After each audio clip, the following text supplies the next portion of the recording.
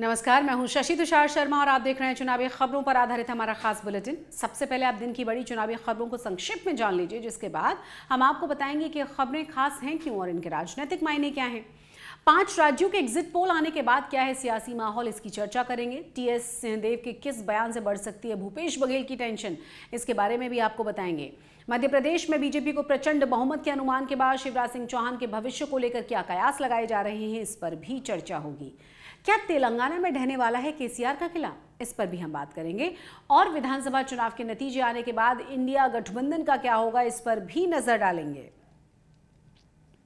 आइए अब इन तमाम खबरों को विस्तार से समझ लेते हैं। सबसे पहले हम बात करेंगे 5 राज्यों में विधानसभा चुनावों के एग्जिट पोल आने के बाद कहीं खुशी है तो कहीं है गम का माहौल। कांग्रेस छत्तीसगढ़, तेलंगाना और राजस्थान में अपनी संभावित जीत को लेकर उत्साहित है। वहीं मध्य प्रदेश में बीजेपी की प्रचंड बहुमत का अनुमान उससे पच नहीं रहा। दूसरी ओर बीजेपी मध्य प्रदेश में अपनी जीत के अनुमान से गदगद है, लेकिन राजस्थान में कांग्रेस की बढ़त की संभावना को खारिज भी किया जा रहा है। रोचक यह है कि दोनों ही पार्टियां अपनी हार जीत के अनुमान के हिसाब से एग्जिट पोल के नतीजों को सही और गलत बता रही हैं। बीजेपी नेताओं का कहना यह है कि राजस्थान में कांग्रेस केवल एग्जिट पोल में ही जीत रही है। दूसरी ओर एमपी में कांग्रेस के नेता कह रहे हैं कि एग्जिट पोल से कुछ नहीं होता, कांग्रेस को यहां पर 130 से ज्यादा सीटें मिलेंगी। देखिए, राजस्थान की जनता जितना भी मैंने सुना लोगों से, वो बड़ी साइलेंट वोट करा था इस बार। तो मुझे यकीन है कि अगर कोई एग्जिट पोल वाले उनसे पूछने भी आए होंगे तो जनता ने कुछ खास बताया नहीं होगा। लेकिन जो करंट है जनता के अंदर वो परिवर्तन का है और एक पूर्ण बहुमत की सरकार, एक प्रचंड जीत के साथ भारतीय जनता पार्टी सरकार बना रही है, ये निश्चित है। भारतीय जनता पार्टी का सर्वे में या एग्जिट पोल में पलड़ा भारी नज़र नहीं आ रहा है। छत्तीसगढ़ हो, मध्य प्रदेश हो, तेलंगाना हो, राजस्थान हो, चारों जगह कांग्रेस की सरकार बन रही है। जहाँ तक मध्य प्रदेश का सवाल है, मैं दावे नहीं करता, स्वभाव नहीं है, संख्या भी नहीं बताता, नेचर नहीं है, पर 135 सीट से ऊपर आके कांग्रेस की सरकार बनेगी। तो एग्जिट पोल केवल एक अनुमान है। अलग अलग एजेंसियों के एग्जिट पोल के आंकड़ों में काफी फर्क भी है, इसीलिए इनके सही या गलत होने के बारे में कोई दावा नहीं किया जा सकता। लेकिन राजनीतिक पार्टियों को एक दूसरे पर तंज कसने का मौका जरूर दे रहा है। गुरुवार को आए एग्जिट पोल के नतीजे भी कितने सही साबित होंगे, इसका पता लगेगा 3 दिसंबर को मतगणना के बाद। छत्तीसगढ़ में एग्जिट पोल के नतीजे आने के साथ ही डिप्टी सीएम टीएस सिंहदेव ने मुख्यमंत्री पद की चर्चा शुरू कर दी है। उन्होंने इशारों में ही सीएम पद के लिए अपना दावा भी ठोका। सिंहदेव ने साफ कहा कि बीते 5 साल के दौरान 2.5 साल के फॉर्मूले को लेकर अनुभव ठीक नहीं रहा, इसीलिए कांग्रेस आलाकमान को इस बार शुरू में ही सब कुछ स्पष्ट करना होगा। सुनिए टीएस सिंहदेव को। ये पिछले 5 साल जो हम लोग का 2.5 साल वाली बात को लेके अनुभव रहा, ये अच्छा नहीं रहा। और हम लोग सब बैठ के, शैलजा जी आई थी, हमारी प्रभारी हैं, उनके साथ सब हम लोग बैठे थे। भूपेश भाई थे, दीपक बैज जी जो पीसीसी प्रेसिडेंट है वो थे, स्पीकर साहब चरणदास महन जी वो थे, कोर कमेटी ताम्रध्वज साहू जी थे, शिव डहेरिया जी थे, मैं भी था। और हम सब ने बिल्कुल एक राय से निर्णय लिया कि हाई कमांड जो तय करे वो फाइनल। ये स्पेकुलेशन में और ये सब बीच में चक्कर में नहीं पड़ना है। 2018 के चुनावों में छत्तीसगढ़ में कांग्रेस को जीत मिली थी, तो भूपेश बघेल के साथ साथ टीएस सिंहदेव भी सीएम पद के दावेदारों में से एक थे। लेकिन आपने सुना, जैसा कि उन्होंने कहा, 2.5 साल की बात हुई थी, लेकिन वो बात बनी नहीं। तब पार्टी आलाकमान ने बघेल को कुर्सी सौंपी थी और तब ये भी कहा गया था कि कांग्रेस नेतृत्व ने 2.5 साल के सीएम का फॉर्मूला तैयार कर लिया है। इस कथित फॉर्मूले के तहत 2.5 साल के बाद सिंहदेव को मुख्यमंत्री बनना था, लेकिन ऐसा हो नहीं पाया। इसीलिए इस बार नतीजे आने से पहले ही उन्होंने पार्टी नेतृत्व को अल्टीमेटम दे दिया है। इधर मध्य प्रदेश में भी सीएम पद को लेकर हलचल तेज हो चुकी है। इंडिया टुडे माई एक्सिस के एग्जिट पोल में एमपी में बीजेपी के प्रचंड बहुमत का अनुमान लगाया गया है और इसके बाद चर्चाएं शुरू हो गई हैं कि क्या शिवराज सिंह चौहान 5वीं बार मुख्यमंत्री बनेंगे। शिवराज सबसे लंबे समय तक मध्य प्रदेश के मुख्यमंत्री रह चुके हैं, लेकिन पार्टी ने उन्हें इस बार सीएम फेस घोषित नहीं किया। बीजेपी ने इन चुनावों में अपने कई सांसदों और केंद्रीय मंत्रियों को मैदान में उतारा है। इनमें से कई सीएम पद के दावेदार भी माने जा रहे हैं। इसके अलावा कैलाश विजयवर्गीय, नरोत्तम मिश्रा और गोपाल भार्गव जैसे नेता इस पद को पाने की चाहत रखते हैं। शिवराज से जब फिर से मुख्यमंत्री बनने के बारे में पूछा गया तो वो बीजेपी जिंदाबाद कहकर टाल गए। वहीं नरोत्तम मिश्रा ने स्पष्ट कर दिया है कि वो इस पद की रेस में है ही नहीं। नरोत्तम मिश्रा को सुनिए पहले आप। दोनों के चेहरे पे भाई चुनाव है। माननीय प्रधानमंत्री जी के, शिवराज जी के अलग अलग क्यों कारण? माननीय नड्डा जी का नेतृत्व है हमारे साथ। अब मुख्यमंत्री क्या शिवराज सिंह जी होंगे कि पार्टी जो संसदीय बोर्ड तय कर देगा वो मुख्यमंत्री होगा। आप भी मैं थोड़ी तय करता हूँ, मैं किसी रेस में नहीं हूँ, आप उसमें नहीं किसी हैं। रेस में नहीं हूँ। तो जो आपके यहाँ केंद्रीय मंत्री उतारे गए हैं, उतारे गए तो उनकी क्या उनका लाभ मिला है सभी जगह हमको, पार्टी को लाभ मिला है, कार्यकर्ता मॉरली बूस्ट हुआ, उससे ताकत से लगा। तो जो केंद्रीय मंत्री हैं वो भी क्या इसकी दौड़ में शामिल है सीएम की?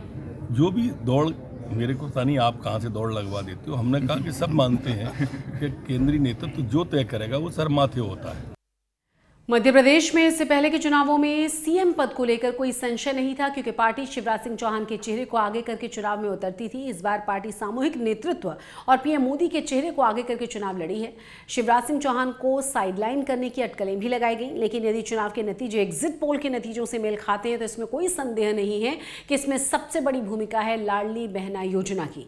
शिवराज ने चुनाव से ठीक पहले इसे लॉन्च किया था और इस नजरिए से देखें तो एक बार फिर से सीएम पद के स्वाभाविक दावेदार वो हो सकते हैं, लेकिन बड़ा सवाल यह है कि क्या पार्टी नेतृत्व इसे लेकर कोई फैसला करेगा। तेलंगाना में एग्जिट पोल के नतीजे कांग्रेस के लिए अच्छी खबर लेकर आए हैं। यदि कांग्रेस चुनाव के नतीजे, एग्जिट पोल के जो नतीजे हैं वो चुनाव के नतीजों के हिसाब से ही आ जाएं, मतलब उनके अनुरूप अगर आ जाएं, तो राज्य में 10 साल से सत्तारूढ़ मुख्यमंत्री के चंद्रशेखर राव को अपनी कुर्सी गंवानी पड़ सकती है। कांग्रेस इस संभावना से बड़ी गदगद है, लेकिन बीआरएस ने अभी उम्मीद नहीं छोड़ी है। सुनिए इन दोनों ही पार्टियों के नेताओं ने क्या कहा। पहले से कांग्रेस कार्यकर्ता प्री पोल जब से शुरू हो गए तभी से कांग्रेस पार्टी कार्यकर्ता सब लोग ये कह रहे हैं कि इस बार कांग्रेस जीत होने वाली है, सो लैंडस्लाइड विक्ट्री होने वाले है। तो same thing reflected in exit polls, so for us it is not any surprise. I have seen some, only after that I have come here because I wanted to tell my party cadre that don't believe this nonsense, because it's nonsense. This is pure nonsense, and I'm substantiating it by this. In 2018 also this nonsense, this rubbish was published, and it is rubbish, so therefore I'm calling it rubbish. Telangana में BRS और कांग्रेस के बीच सीधा मुकाबला है और इस बार चुनाव में बीजेपी ने मुकाबले को त्रिकोणीय बनाने की भरकस कोशिश की है, लेकिन वो सत्ता के करीब पहुंचती हुई नजर नहीं आ रही। तेलंगाना को दक्षिण का प्रवेश द्वार बनाने का बीजेपी का सपना इस बार शायद ही पूरा हो। कांग्रेस के लिए ये अच्छा संकेत जरूर है, क्योंकि तेलंगाना ही नहीं, आंध्र प्रदेश में भी वो क्षेत्रीय पार्टियों से मात खाती हुई नजर आती रही है। 5 राज्यों में विधानसभा चुनाव की प्रक्रिया 3 दिसंबर को नतीजे आने के साथ ही खत्म होगी। एग्जिट पोल के नतीजे आने के साथ ही अब इंडिया गठबंधन को लेकर भी चर्चाएं शुरू हो चुकी हैं। शिवसेना उद्धव गुट के नेता संजय राउत ने एग्जिट पोल के नतीजों को इंडिया गठबंधन के लिए अच्छा संकेत बताया है। उन्होंने दावा यह किया कि कांग्रेस की जीत का मतलब है 2024 के लोकसभा चुनाव में इंडिया गठबंधन भी जीतेगा। हालांकि गठबंधन में शामिल अन्य पार्टियों ने अभी तक चुप्पी साधी हुई है। सुनिए संजय राउत को। कांग्रेस पार्टी के अच्छे दिन आ रहे हैं और आ गए हैं, ये कहने के लिए कोई ओपिनियन पोल और एग्जिट पोल की जरूरत नहीं। कांग्रेस पार्टी का विजय यानी इंडिया अलायंस का विजय, मैं ये मानता हूँ। चाहे बहुत सी जो पॉलिटिकल पार्टी इंडिया अलायंस के जो इस राज्य में चुनाव नहीं लड़ रही, लेकिन कांग्रेस पार्टी है, सबसे बड़ी राष्ट्रीय पार्टी है, वो अगर चुनाव जीत रही है तो उसका मतलब है इंडिया अलायंस चुनाव जीत रही है। 5 राज्यों के विधानसभा चुनाव इंडिया गठबंधन की पहली परीक्षा है। एग्जिट पोल के नतीजों के हिसाब से देखा जाए तो कांग्रेस को 3 राज्यों में सत्ता मिल सकती है, लेकिन गठबंधन की अन्य पार्टियों का प्रदर्शन इन चुनावों में खास नहीं रहा। इस नजरिए से अगर देखें तो गठबंधन में कांग्रेस की ताकत बढ़ सकती है, लेकिन क्या दूसरी पार्टियां इसे स्वीकार करेंगी? मध्य प्रदेश में कांग्रेस और समाजवादी पार्टी के बीच जैसी कड़वाहट दिखी है, उसे देखते हुए इसकी संभावना कम है। अब कुछ और खबरों का रुख करेंगे। राजस्थान में विधानसभा चुनावों को लेकर एक्सिस माई इंडिया के एग्जिट पोल में कांग्रेस और बीजेपी के बीच कांटे की टक्कर का अनुमान जताया गया है। एग्जिट पोल में 32% लोगों ने अशोक गहलोत को मुख्यमंत्री पद के लिए पसंदीदा चेहरा बताया है। इसमें चौंकाने वाली बात यह है कि बीजेपी की ओर से पसंदीदा मुख्यमंत्री चेहरे के रूप में वसुंधरा राजे पहले नंबर पर नहीं है। अलवर से सांसद और विधानसभा चुनाव में तिजारा सीट से प्रत्याशी बाबा बालकनाथ इस दौर में उनसे आगे निकल गए हैं। 10% लोग बाबा बालकनाथ को मुख्यमंत्री पद पर देखना चाहते हैं।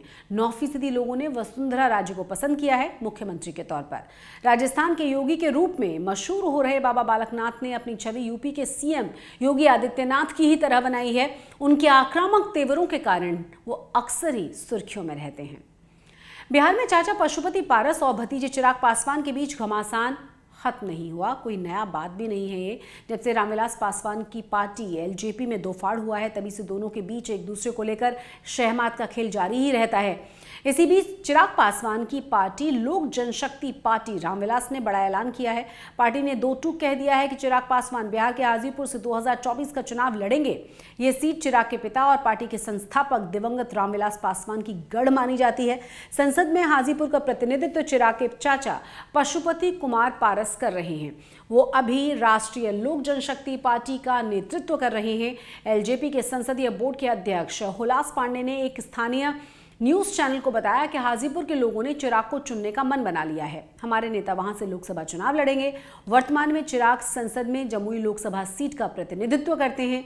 हुलास पांडे ने जोर देकर कहा कि हाजीपुर के लोग चाहते हैं कि चिराग वहां से चुनाव लड़े। बीजेपी नेतृत्व को भी लगता है कि अगर चिराग इस सीट से मैदान में आते हैं तो ये एनडीए के लिए अच्छा होगा।